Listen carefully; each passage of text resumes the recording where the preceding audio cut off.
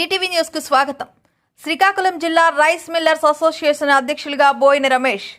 శ్రీకాకుళం పట్టణం rice millers భవనంలో బుధవారం ఉదయం జిల్లా రైస్ మిల్లర్స్ అసోసియేషన్ సభ్యులంతా సమావేశం ఏర్పాటు చేసుకుని అధ్యక్షునిగా కోటబొమ్మాలికి చెందిన తెలుగుదేశం పార్టీ సీనియర్ నాయకులు, మండల టీడీపీ అధ్యక్షులు, ప్రముఖ వ్యాపారవేత్త బోయిన రమేష్ ని జిల్లా రైస్ మిల్లర్స్ అధ్యక్షునిగా ఏకగ్రీవంగా ఎన్నుకున్నారు. ఈ సందర్భంగా మాజీ అధ్యక్షులు ఆర్వీఎస్ వాసు నూతన అధ్యక్షుడిగా బోయిన రమేష్ తో ఉదయం 10:30 ప్రమాణ స్వీకారం చేయించారు.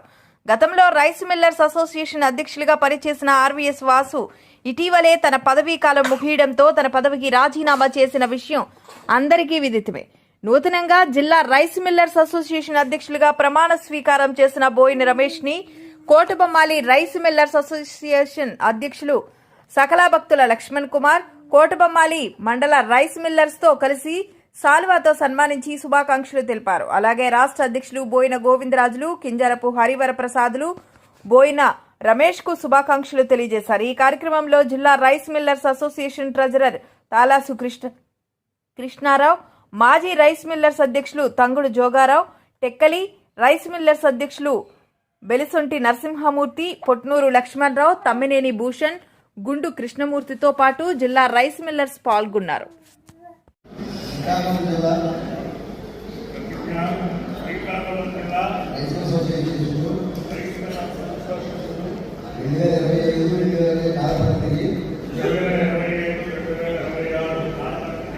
అధ్యక్షుడిగా ఎన్నుకోబడిన బోయిన రమేష్ అసోసియేషన్ నిబంధనలను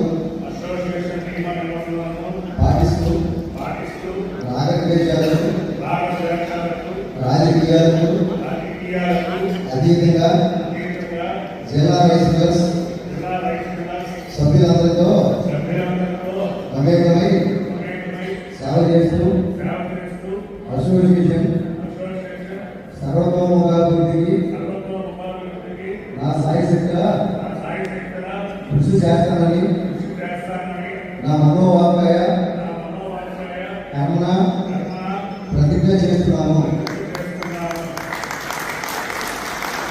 నూతన అధ్యక్షుడిగా అభినందనలు తెలియజేస్తున్నాము.